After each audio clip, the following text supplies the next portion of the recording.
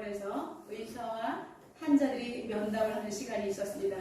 여러 환자들을 모아놓고 의사 선생님들한테 이렇게 질문을 하고 있는데 이때 갑자기 환자 한 명이 의사 선생님에게 질문을 던졌습니다. 선생님에게는 혹시 특별한 습관이 있으신가요? 특이한 습관이 있으신가요? 이렇게 물었습니다. 그때 이제 의사 선생님은 아니요, 나는 별로 특별한 습관이 없는데요. 그렇게 대답을 했습니다. 다시 환자가 이제 질문을 합니다. 그러면 선생님은 커피를 저을 때 왼손으로 저어요? 오른손으로 저어요? 이러니까 그 선생님이 말합니다. 글쎄, 어떨 때는 왼손으로 적기도 하고 어떨 때는 오른손으로 적기도 하는데요. 그러자 환자가 하는 말, 고개를 가우뚱거리면서 선생님 정말 이상한 분이네. 나는 수푼으로 졌는데 이렇게 말하는 것입니다. 아직까지 묻지 못하는 분들은 이상한 분들이십니다. 오늘은 스승의 주일로 지키고 있습니다. 이 땅에 많은 스승들이 없었다면 오늘의 우리가 없었을 것입니다. 먼저 선교사님들 같은 스승이 있었기 때문에 우리는 복음을 받았고 교회의 일원으로서 성도로서 이렇게 우리는 그리스도인이 될 수가 있었습니다. 우리 교회도 각 부서와 기관을 섬겨주시는 다음 세대와 청년부를 섬겨주시는 교사들이 계셔서 너무나 감사를 드립니다. 우리는 무엇보다도 진정한 스승 되시는 예수 그리스도를 더 본받아서 주님의 참된 제자가 되기를 주님의 이름으로 축복합니다. 오늘은 약할 때가 곧 강함이라는 제목으로 은혜를 나누겠습니다. 나의 달려갈 길과 주 예수께 받은 사명 곧 하나님의 은혜의 복음을 증거하는 일을 마치게 하면은 나의 생명을 조금도 귀한 것으로 여기지 아니하노라. 사도행전 20장 24절의 이 말씀은 사도 바울의 사역의 모토가 되는 말씀입니다. 그는 주님 앞에 달려갈 길을 마치려 하면은 자기의 생명을 조금도 귀한 것으로 여기지 않겠다라고 날마다 믿음의 선언을 하면서 그는 주의 복음을 위해서 헌신을 했습니다.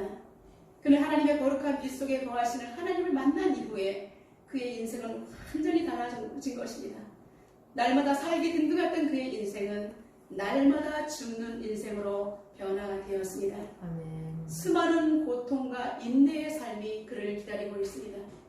그는 예수를 믿기 전에는 자신이 가지고 있는 학식과 권세를 가지고 마음껏 사람들을 호령하며 살았던 사람입니다. 그러나 예수님을 만난 이후에 그 사람은 날마다 죽을 수밖에 없는 그리고 날마다 겸손한 사람이 되지 않고는 하나님께서 그를 가만히 두지 않으셨던 것입니다. 이제 그는 주님을 위해서 목숨까지도 내어놓는 그런 하나님의 귀한 사명자로 바뀐 삶을 살게 되었던 것입니다.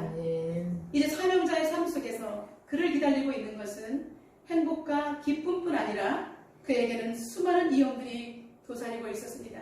하나님을 아는 기쁨, 하나님과 동행하는 기쁨, 성령 충만함 이런 것이 있었지만 삶 속에서는 여전히 그를 위험에 빠뜨리고 모함하고 그를 죽이려 하고 수많은 난관들이 그의 인생 가운데는 계속해서 포진되어 있었던 것입니다. 무엇보다도 그는 복음을 위해서 인생을 바친 사람입니다. 1차 전도여행, 2차 전도여행, 3차 전도여행을 통해서 수많은 곳에 복음을 증거하고 그리고 양육하면서 그의 인생을 보내고 있는데 심지어는 자신이 세운 교회에 거짓 교사들이 들어와서 거짓 사도들이 들어와서 그가 다니랬던 그 교회를 쑥대밭으로 만드는 위험에 빠뜨리게 된 것을 볼 수가 있습니다. 여러분, 고린도 교회는 사도 바울에게 어떤 곳입니까? 그는 2차 전도여행 가운데 이 고린도 지역에 머물러서 아가야 지방 전도여행을 하기 위해서 계속해서 이 고린도 교회를 모 교회로 해서 계속해서 왔다 갔다 하면서 복음을 증거했던 것입니다. 그곳에서 그는 디도를 하나님을 믿는 사람으로 완전히 변화시켰습니다. 그리고 해당장 그리스도를 피우면서 많은 사람들을 그리스도인이 되게 했던 것입니다. 그리고 이곳에서 그는 양육하면서 디도의 집이 이제 양육지로서 출발하여 이것이 고린도 교회가 되어서 수많은 사람들이 교회에 결집하게 되었던 것입니다. 고린도 교회는 바울의 무한한 애정과 사랑과 그리고 땀과 눈물과 수고가 숨겨진 곳입니다. 그런데 이제 교회를 바울이 이렇게 애를 써서 세운 교회가 이제 병들기 시작했습니다. 그리스도의 바른 복음보다는 그리고 담임 목사가 어떻고 저떻고 그렇게 하면서 바울의 사도성에 대해서 논란을 일으키기 시작합니다. 여러분, 교회가 성장할 때에 사람들이 가장 바로 리더입니다. 담임 목사의 정통성이 없다는, 사도성이 없다. 그리고 심지어는 그는 영적인 체험이 없다라는 것까지 두 가지를 들어서 계속해서 괴롭히고 있었습니다. 그래서 이제 사도 바울은 마게도냐 지방에 있으면서 그 가슴 아픈 고린도 교회를 생각하면서 이제는 내가 그동안 입을 다물고 있었는데 내가 영적인 체험이 없다고 하니 이젠 영적인 체험을 들어서 간증 형식으로 편지를 써서 디도편에 이제 고린도 교회와 아가야 지방에 이 서신을 보내게 되었던 것입니다.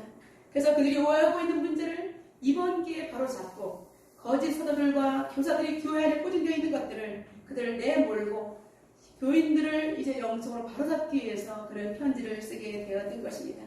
사도 바울은 이렇게 해서 첫 번째로 자신의 영적인 체험을 간증하게 되었던 것입니다. 우리 1절과 2절을 다 같이 한번 읽어보겠습니다. 무익하나마 내가 그득볼 자랑하노니 주의 환상과 계시를 말하리라. 내가 그리스도 안에 있는 한 사람을 아니 그는 14년 전에 셋째 아들에 끌려간 자라. 그가 몸 안에 있었는지 몸 밖에 있었는지 나는 모르거니와 하나님은 아시느니라. 아멘. 사도 바울은 정말 사도의 정통성이 없다. 그리고 영적인 체험이 무지한 사람일 것이다.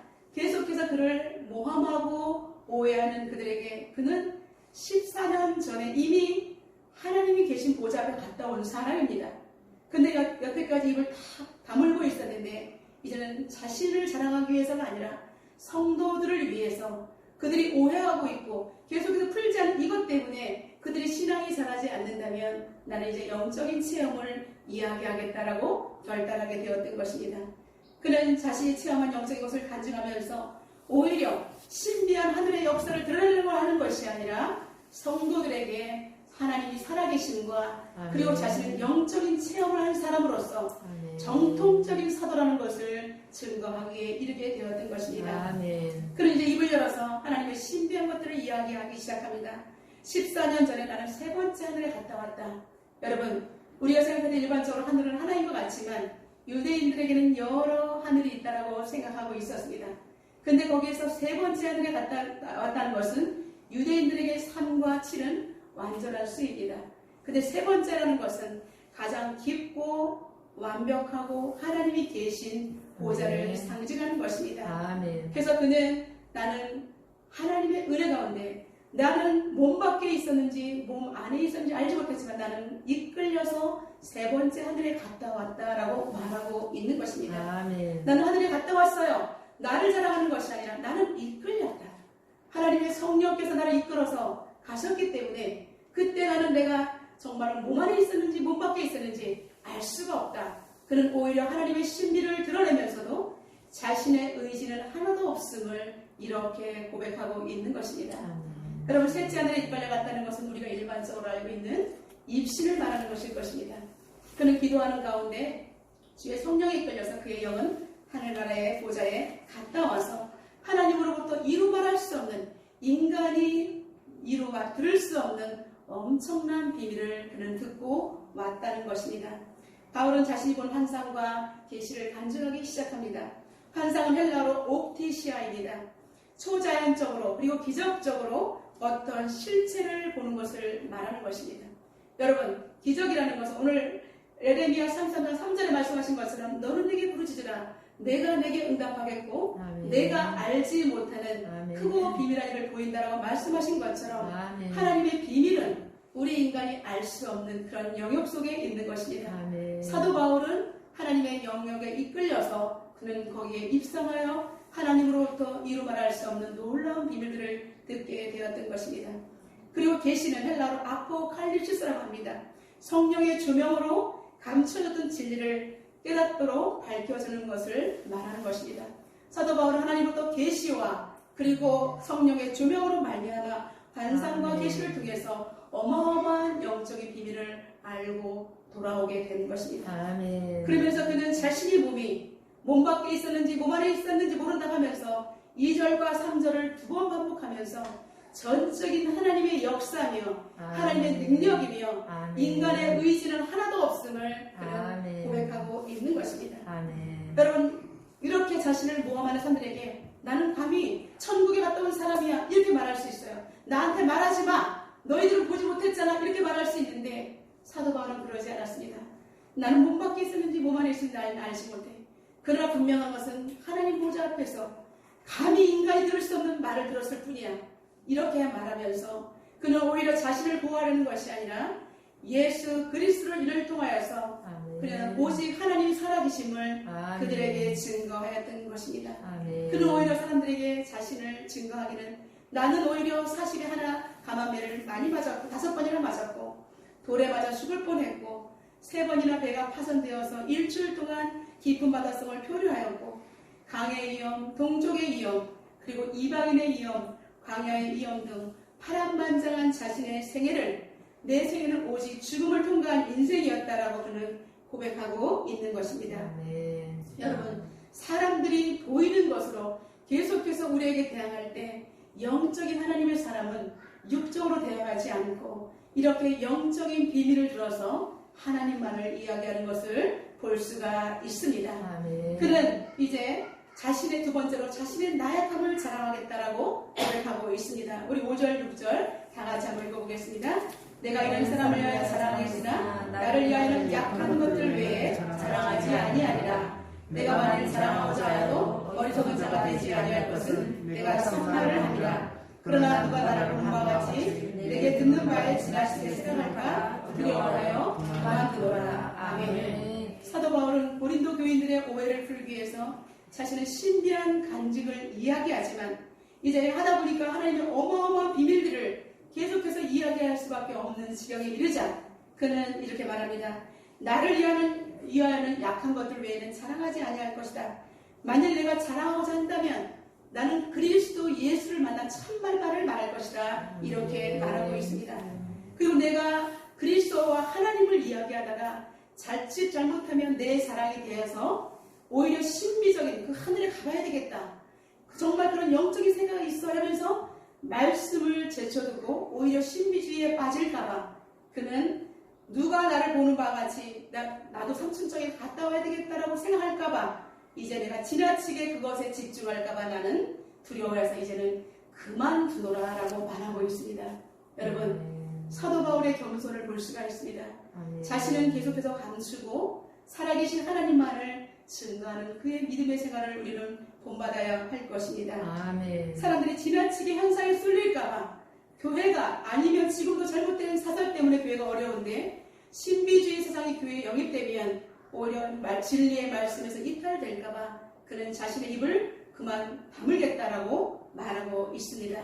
사랑하는 성도 여러분, 우리가 인간관계 속에서도 우리가 절제하는 것이 아주 중요합니다. 우리가 복음을 증거할 때도 그리고 이제 성도들과 교제할 때도 영적인 세계를 모르는 사람에게 지나치게 영적인 이야기를 해서는 안 됩니다. 그 사람들이 시기 질투하는 영적으로 사단이 역사할 수가 있고요. 그것 때문에 뒤에서 또 비아냥거리면서 교회에 문제가 될 수 있기 때문에 우리는 내가 신비한 체험을 해도 그것이 오히려 목회자들과 정말 내가 정말 궁금해서 나누고 싶다면 목회자들과 나눌 수 있지만 성도들과 나누지 말라는 것입니다. 자칫하면 신비한 것을 체험한 사람은 은혜가 넘치지만 그러지 못한 사람은 나는 왜 저런 걸 못 받을까라고 지나치게 거기에 집중할 수 있기 때문입니다. 그래서 우리는 상대방과 이런 영적인 이야기 또 직장에서도 이런저런 이야기하다가 생각이 잘 맞아지지 않고 틀어질 때는 여러분 먼저 하나님을 믿는 여러분이 멈추시기를 주님의 이름으로 축원합니다. 누구간에도 의견이 맞지 않으면 먼저 깨어있는 사람이 멈추시기를 바랍니다. 절대로 끝까지 말을 당한다고 해서 이기는 것은 아닌 것입니다. 성령의 열매 중에 여러분 절제하는 것도 은사인 것입니다. 그래서 말을 잘하는 것도 중요하지만 말을 절제하는 것도 아주 중요한 것입니다. 사도 바울은 오직 그리스도의 복음을 증거하기 위해서도 오해를 푸는 과정에서도 오직 절제와 간용을 통해서 예수님만을 드러나기를 간절히 사모했던 것입니다. 우리 그런 의미에서 우리 옆 사람을 축복하겠습니다. 낄기 빠빠하세요. 낄기 빠빠하세요. 한번 해보세요. 낄기 빠빠하세요. 무슨 말일까요?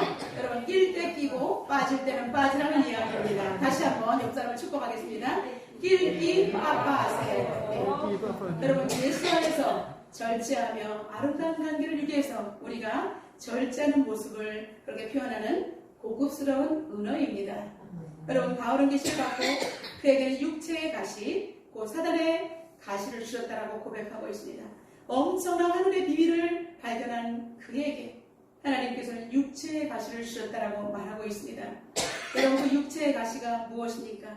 그에게는 질병이 있었습니다. 사람들은 간질이라고도 하고 안질이라고도 합니다. 근데 저는 개인적으로 생각할 때에 사도 바울이 다메섹 도상으로 갔을 때에 3일 동안 강한 빛에 둘러싸서 눈이 보이지 않았기 때문에 그는 강한 빛에 눈이 노출되어서 눈이 상했을 것이라고 생각합니다. 저는 그래서 안질에 걸렸을 것일 확률이 더 높다라고 생각합니다. 그래서 그는 여러분 목회자한테 안질이 걸렸다는 것, 잘 보이지 않는다는 것 얼마나 고통스러울까요?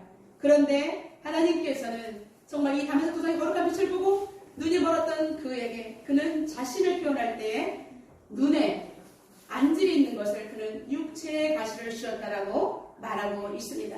그는 이 육체의 가시를 해결하기 위해서 3번이나 하나님께 간구했다라고 고백하고 있습니다. 여러분, 3번이나 간구했다는 것은 무엇이에요? 여러분, 하나님 앞에 자신의 문제를 치료해달라고 기도했다는 것입니다. 우리 구절을 다 같이 한번 읽어보겠습니다. 나에게 이르시기를 내 은혜가 내게 족하더라. 이는 내 능력이 약한 데서 온전하였으리라 하신지라. 이는 내 능력이 약한 데서 온전하였으리라 하신지라. 그러므로 도리어 크게 기뻐하고 나의 여러 약한 것들을 잘하리니 이는 그리스도의 능력이 내게 머물게 하려 함이라. 아멘. 그는 내 은혜가 내게 족하다라는 이런 응답을 받게 됩니다. 여러분, 하나님 앞에 내 안지를 고쳐주십시오. 내가 목회자이기 때문에 내가 눈이 정말로 성해야 하겠습니다. 눈을 고쳐주세요 라고 기도했는데 하나님께서 뭐라고 하셨어요? 오히려 내 은혜가 내게 족하도다. 여러분, 거절의 응답이 내려온 것입니다.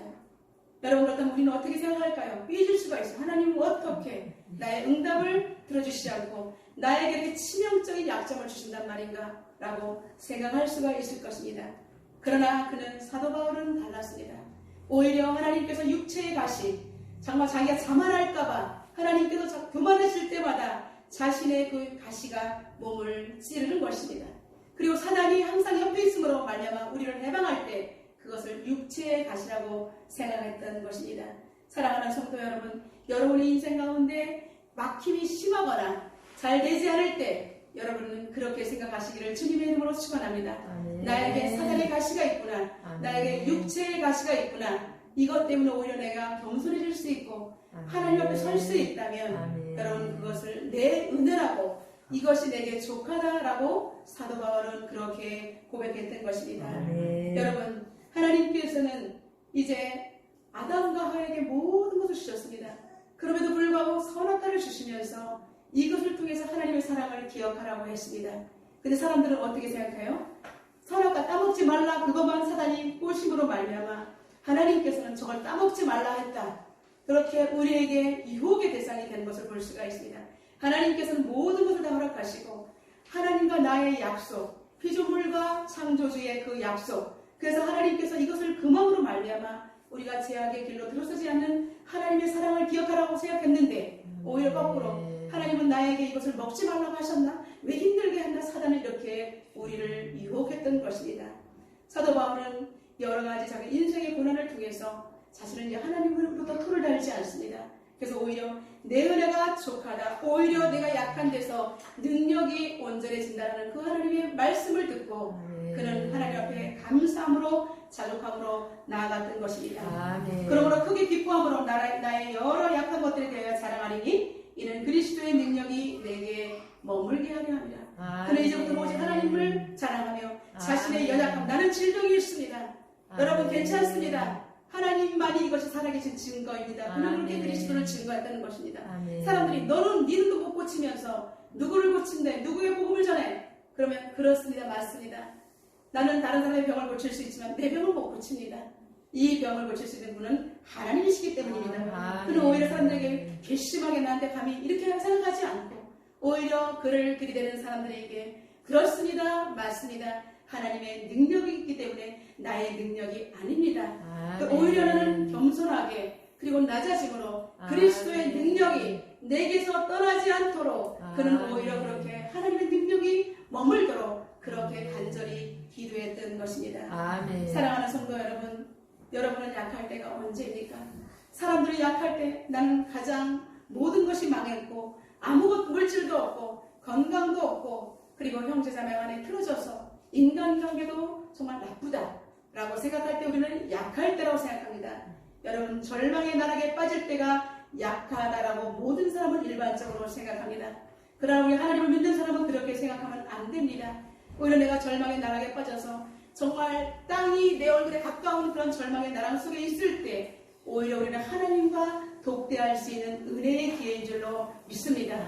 하나님께서는 오히려 이때 찾아오셔서 많은 사람들이 나를 떠나갈 때 하나님께서는 우리에게 손을 내미시는 줄로 믿습니다. 절망의 수렁이 내 코앞에 있을 때 그리고 죽음의 냄새가 풀풀 풍길 때 하나님이 개입하시는 때인 줄로 믿습니다. 그리고 하나님의 강한 역사가 일어나는 때인 줄로 믿습니다. 내가 가장 힘들 때 그리스도의 능력이 내게 머물러 있을 때인 줄로 믿습니다. 우리 옆에 있는 분을 축복합니다. 내가 가장 약할 때 그 그리스도께서 내게 계십니다라고 고백할까요? 내가 가장 약할 때 그리스도의 능력이 내게 계십니다. 아멘. 바울은 그 타이밍을 놓치지 않기 위해서 더 그리스도의 옷자락을 붙잡았던 것입니다. 여러분 우리가 잘 될 때가 언제입니까? 현재 여러분들 잘 되고 있습니까? 하나님의 은혜입니다. 하나님이 높여주시는 때입니다. 여러분이 잘해서가 아니라 여러분이 잘 될 때는 하나님 아버지 감사합니다. 나를 높여주시니 내가 더욱더 겸손하게 주님의 영광을 위해서 살겠습니다라고 고백을 해야 하는 것입니다. 그러므로 우리는 잘 될 때나 힘들 때나 하나님의 은혜의 장중 안에 있음을 생각하면서 우리의 사고의 전환이 일어나야 될 줄로 믿습니다. 여러분 성경의 인물 중에서도 하나님으로부터 매몰차게 거절당한 인물들이 있습니다. 3명을 들겠습니다. 먼저 모세입니다. 모세는 40년 동안이나 이스라엘 백성들을 광야에서 통과를 했습니다. 그런데 약속의 땅 이제 가나안을 목전에 두고 그것을 바라보면서 이제는 가나안 땅에 들어갈 수 있겠다라고 희망에 부풀어 있는 그때에 하나님으로부터 너는 못 들어간다는 그런 말씀을 듣게 됩니다. 모세는 너무나 마음이 아파서 하나님께 기도하기 시작합니다. 구하옵나니 나를 건너가게 하사 요단 저쪽에 있는 아름다운 땅 아름다운 산과 레바논을 보게 하옵소서 하되 여호와께서 너희 때문에 내게 진노하사 내 말을 듣지 아니하시고 내게 이르시기를 그만해도 족하니 이 일로 다시 내게 말하지 말라. 신명기 3장 25절과 26절에 말씀하고 있습니다. 하나님도 그 땅에 들어가고 싶어요 했더니 하나님이 다시는 그 말로 이 일로 나한테 말하지 말라. 여러분 엄청나게 호되게 하나님께서 거절을 세게 하신 것을 볼 수가 있습니다. 여러분 같으면 어떡하겠어요?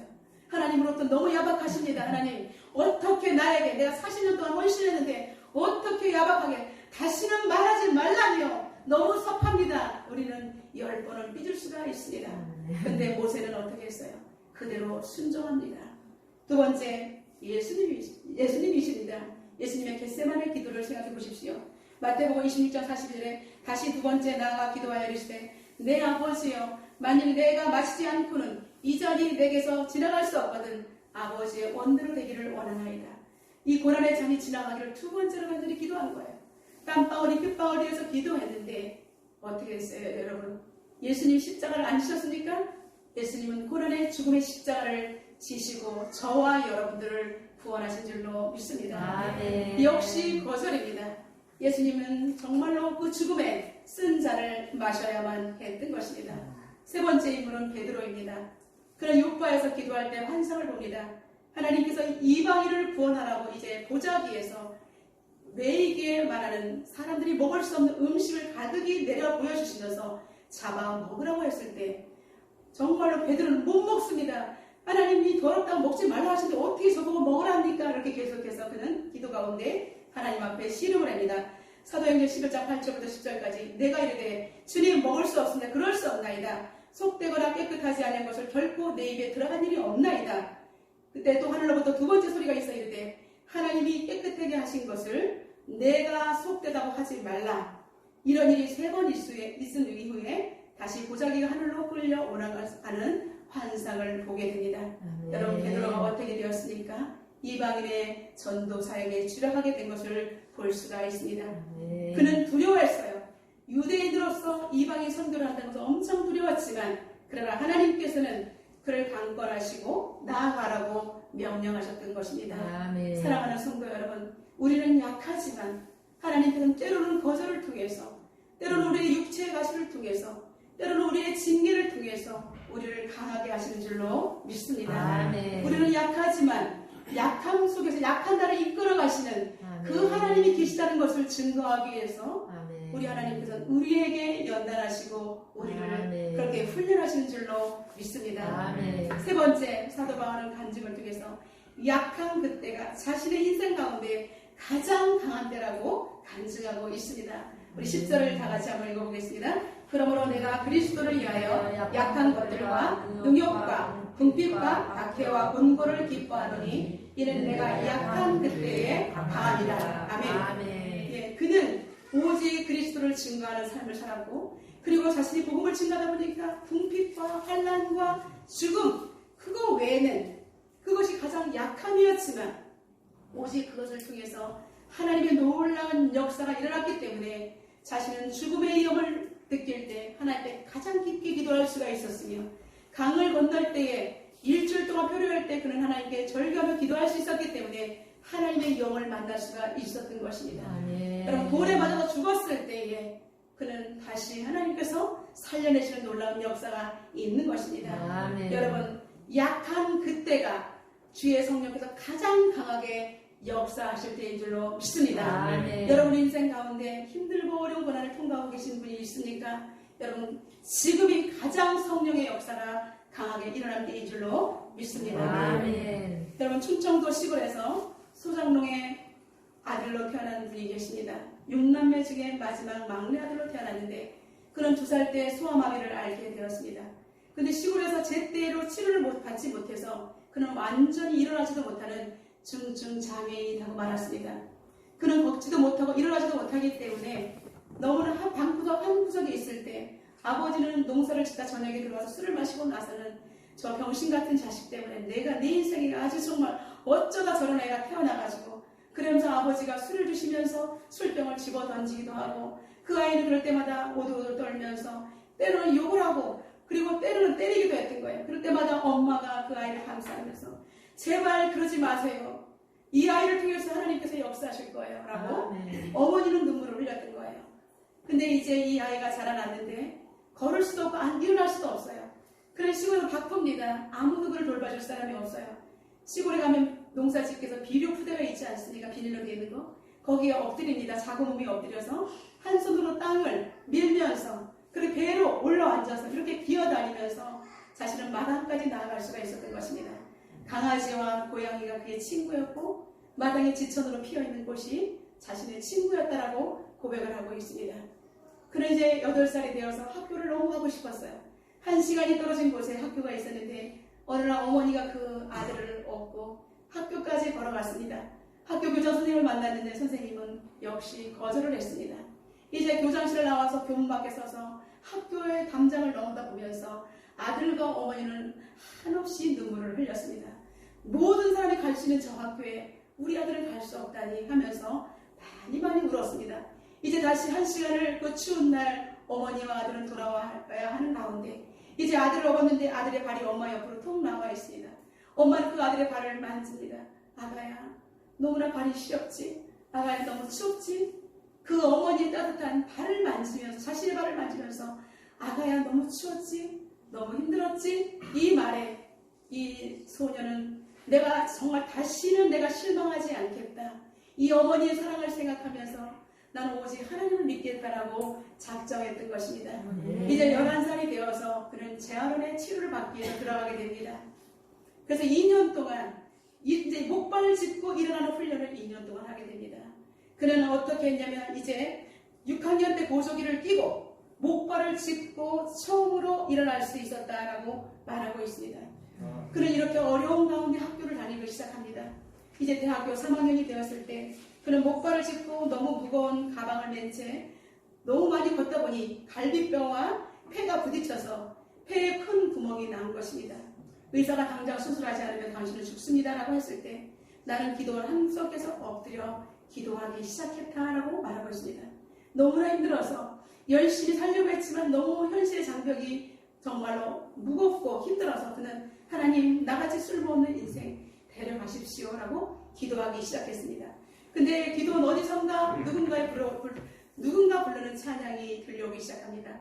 내 모습 이대로 주 받아 주시옵소서. 날 위해 돌아가신 주 날 받아 주옵소서라는 찬양이 들릴 때 그런 하염없는 회개의 눈물이 터지게 되었습니다. 그리고 이제 욥처럼 마지막 욥이 그런 고통 속에서 하나님의 주권과 통치를 인정한 것처럼 이 청년도 하나님의 주권과 통치를 인정하게 되었습니다. 여러분 이분이 누구이신지 아십니까? 바로 김인강 교수이십니다.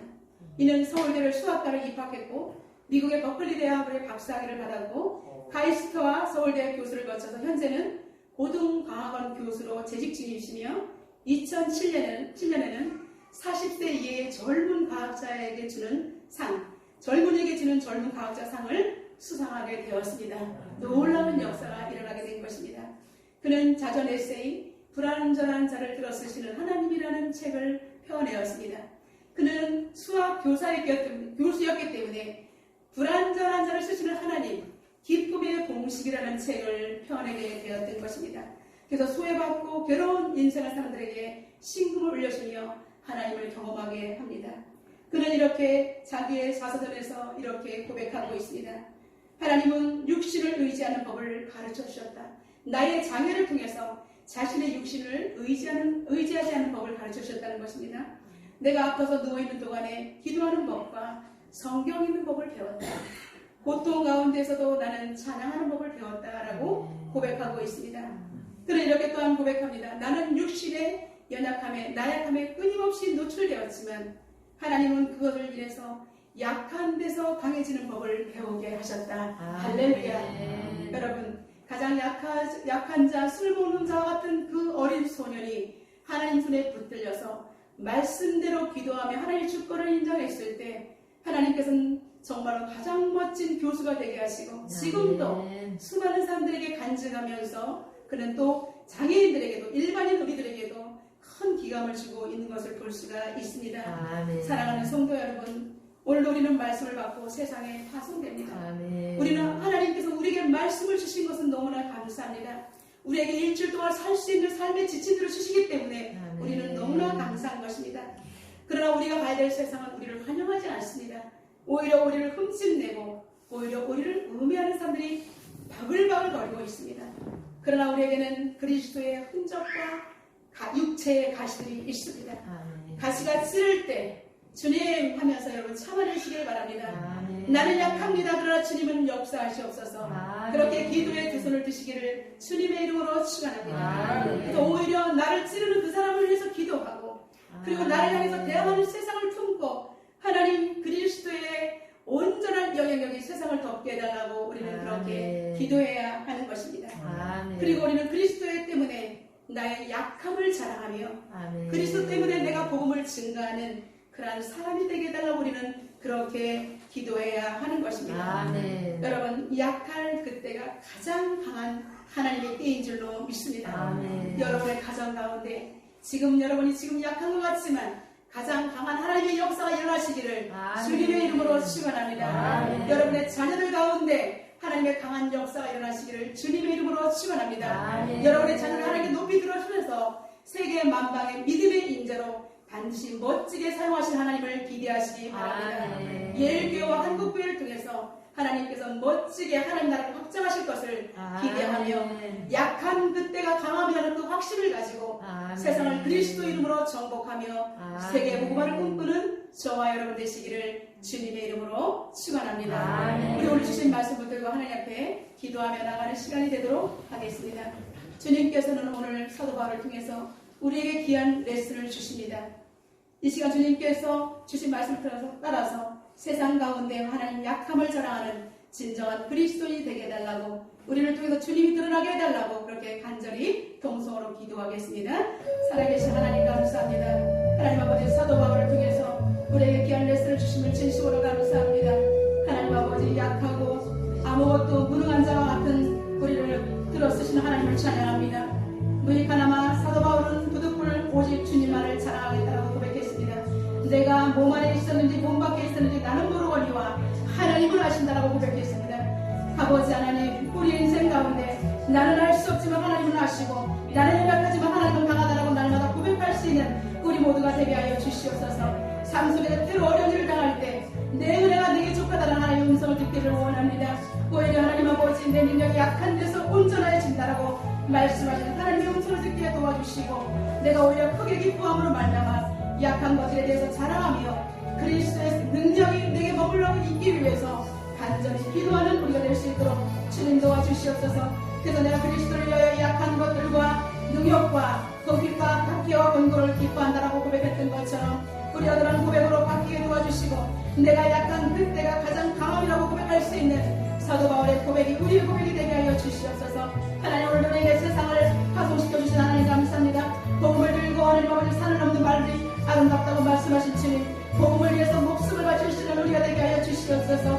복음을 위해서 우리 가정이 온전히 하나님의 자녀로 거듭나게 도와주시옵소서. 하나님 아버지 우리의 교회가 한국 교회가 다시 한번 변화될 수 있도록 인도하여 주시옵소서. 하나님 아버지 우리가 복음에서 목숨을 건다면 이 세상을 하는 그리스도의 계절이 충만하게 될 것입니다. 하나님 우리를 불쌍히 여기시고 긍휼히 여겨주셔서 사도 바울 같은 아버지 믿음의 선진들이 우리에게 주신 말씀을 통해서 우리가 계속해서 그리스도의 제자로 거듭날 수 있도록 우리를 만들어 주옵소서. 하나님 그렇습니다. 하나님 사도 바울의 고백이 우리의 온전한 고백이 되게 도와주시고 아멘. 세상 가운데 약함을 자랑하면서 아멘. 진정한 그리스도인으로서 세상을 변화시킬 수 있는 우리 모두가 되게 하여 주시옵소서. 아멘. 하나님 아버지 올해 가정의 달에 우리의 가정과 교회가 아버지 정말 주님의 복으로 온전해지게 도와주시고 아멘. 그리스도의 은혜가 넘치는 가정이 되게 도와주시고 아멘. 교회가 되게 하시며 아멘. 세계 열방이 되게 하여 주옵소서. 아멘. 하나님 아버지 우리의 약함을 오히려 자랑하며 아멘. 살아계신 하나님이 드러나시기를 원하오며 아멘. 살아계신 예수 그리스도의 이름으로 간절히 기도드려옵나이다. 아멘.